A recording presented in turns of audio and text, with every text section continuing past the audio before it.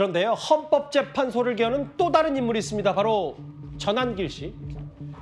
그 연일 눈물로 호소하고 이제 이번 주말에 부산에서 집회 있으니까 집회 나와달라라고 얘기하는데요. 특히 눈물로 호소하면서 이번에는 선관위 말고 헌법재판소를 비판하는 목소리까지 키우고 있습니다. 진실을 알려드리기 위해서 원고 정리하는데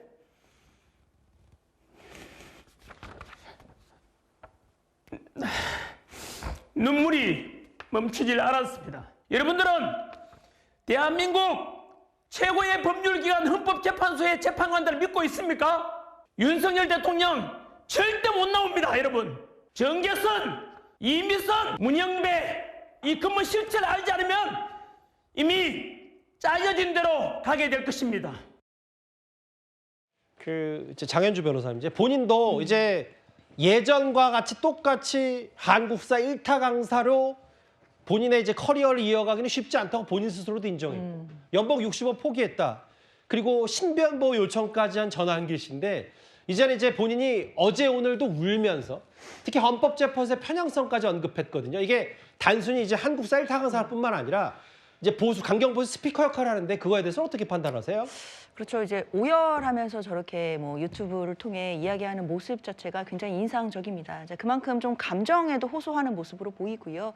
뭐 앞서서는 좀 부정선거와 관련된 여러 가지 음모론들을 이야기해 왔다라고 한다면 이제는 직접 헌법재판소의 재판관들마저도 지금 흔드는 그런 모습이기 때문에 과연 적절한가에 대해서는 많은 분들이 참 의심도 가지실 것 같고 또 마음이 안 좋으신 분들도 계실 것 같다라는 생각 듭니다.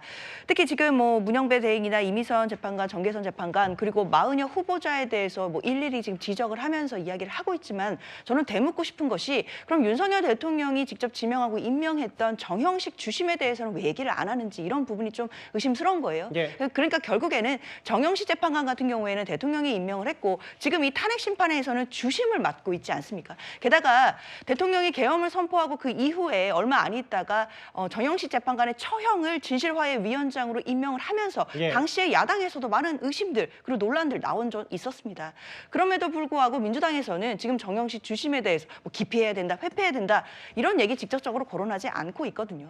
그런데도 국민의힘에서 자꾸만 뭐 헌법재판관들의 뭐 편향성을 지적하면서 계속해서 이야기가 나오다 보니까 예. 아마 전한길 씨도 이 부분에 대해서 함께 이야기가 나오는 것 아닌가라는 추측이 드는데요. 예. 앞서서도 말씀드렸지만 적어도 헌법재판소의 재판관들에 대해서 근거 없이 이렇게 뭐 편향성이라든지 여러 가지 우려들을 제기하는 것 이런 것 자체는 앞으로 있을 탄핵 결정에 대해서 이 결론이 어떠하든지 이것을 불복하겠다라는 것을 지금 미리 보여주는 것은 아닌가라는 생각이 들기 때문에 매우 우려스럽다 생각됩니다. 그러니까 본인 유튜브에서 찍은 영상에도 눈물을 보였고 오늘 한 특정 매체 유튜브에서도 꽤 긴 시간 오열을 했다는 전한길 씨인데 아까 이현정 의원도 언급했던 혹은 전한길 씨도 얘기하는 부분이 바로 이진숙 방통위원장 직무 복귀했지만 당시 인용했던 파면해야 된다, 직위를 내려야 된다는 4명, 특히 3명에 대한 이 부분 때문에 또 전한길 씨 얘기, 아까 이렇게 좀 정리가 이 이진숙 방통위원장 탄핵건으로 분기점을 맞았을 수도 있거든요. 근데 이런 부분이 있을 거예요. 되레 민주당이 전한길 씨를 신고하면서 그의 존재감을 더 키운 측면도 분명히 있을 겁니다. 그런데 좀 더 내밀하게 들어보면 전한길 씨는 본인의 제자들, 그러니까 2030 젊은 세대들을 계속 언급해오고 있습니다. 2030이 이제 분노하는 이유가 뭔데요? 저 집회 현장 가면 탄핵 반대시 2030이 대부분이에요. 어르신들보다. 네. 그들은 SNS를 통해서 진실을 다 파악하고 있어요. 그리고 그들은 공정이 무너짐을 가장 싫어합니다. 네. 그래서 언제나 뭐가 공정인지 진실을 알아가지고 지금 행동을 옮기고 있죠. 저는 조만간 60% 넘을 거라 보거든요. 네.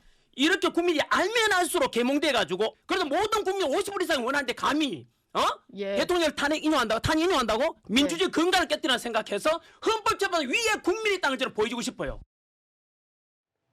이제 본인이 가르치는 학생들, 제자들이 뭐 당연히 청년층이 대부분일 테니까 4050과 다르다. 2030은 분명히 문제 제기를 하고 있다. 가장 최근에 2030 여론조사 보겠습니다. 국민의힘의 1월 지지율 탄핵 전국 이후로 좀 가파르게 올랐고 여기는 뭐 진폭은 좀 있는데 일단 30대도 예상보다 탄핵 정국과 계엄 정국을 거치면서도 국민의힘 쪽에 비교적 우호적인 거 아니냐는 시각이 있어요.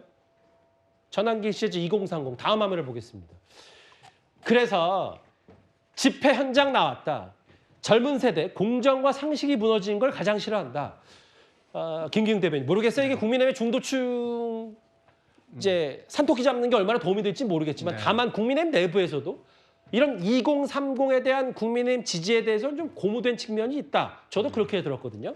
그러니까 고무된 측면도 있으면서 이게 왜 이런 현상이 일어날까 이런 부분이 있습니다. 근데 우선적으로 우리가 현장에 갔을 때 집회한 사람과 집회를 참여하지 않은 사람이 세상을 보는 관점이 좀 다를 수는 있습니다. 근데 저도 뭐 KBS에서 20년 가까이 기자 생활을 했지만 지금의 이른바 레가시 미디어라는 어떤 언론이 집회를 좀 보도하는 측면을 보면 현장에 있는 사람 숫자에 비해서 굉장히 관심이 좀 덜한 면이 없지 않아 있습니다. 근데 유튜브 상으로 보면 인원들이 굉장히 많거든요. 이른바 탄핵 찬반에 비춰볼 때 탄핵 찬성 비해서 탄핵을 반대하는 인원이 제가 볼 때는 사실상 한 10배 정도 됩니다.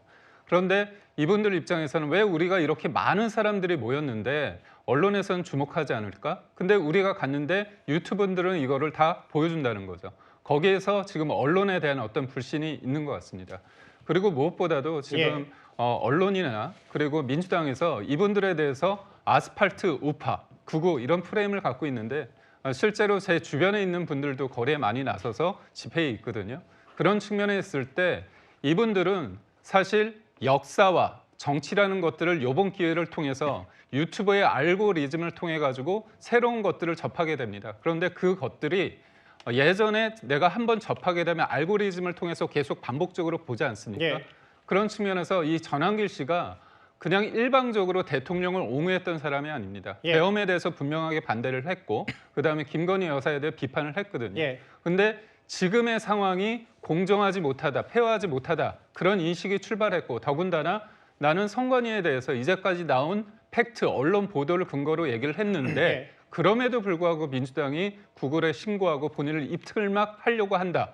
이런 상황 속에서 지금은 이게 큰 문제다. 알겠습니다. 그런 측면에서 봤을 때 2030이 인식하고 있는 이런 불공정에 대해서 내가 대변을 하고 이런 부분은 일종의 한쪽에 치워진 구구가 아니라 실질적으로 거기 있는 사람들이 느끼는 부분이다. 이렇게 본인은 생각하고 있는 겁니다. 여기 계신 분들 중에 유일하게 2030 세대잖아요. 박성 비서관께서도 하실 말씀이 있는 것 같은데.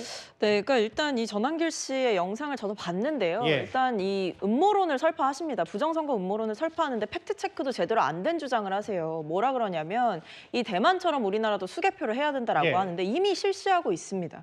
그리고 우리나라가 마치 전자투표를 하고 있다라고 얘기하는데 그건 투표지 분류기를 사용하는 걸 두고 그렇게 말씀하신 것 같거든요. 그러니까 이런 기본적인 사실관계조차 확인 안 하고 대한민국의 선거 시스템에 문제가 있다라는 식으로 얘기하는 거는 저는 본인이 가진 그 미디어 영향력에 비해서 너무 준비가 안 된 채로 감정적으로 정치적으로 선동을 하고 있다 이렇게 보이고 자꾸 2030 청년 강조하시는데요. 뭐 탄핵 반대하는 분들 중에 2030 청년 있을 수 있죠.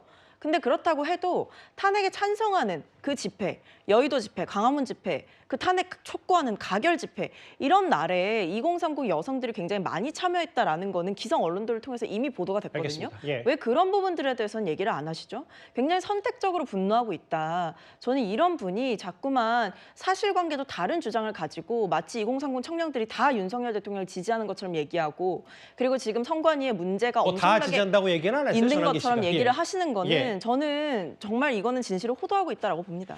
그 전환기 씨가 주장해온 핵심 중에 핵심이요. 바로 부정선거 의혹. 부정선거가 있다고 단언하지는 않았지만 한번 선관위를 들여다볼 필요는 있지 않냐라는 게 전환기 씨의 얘기였습니다.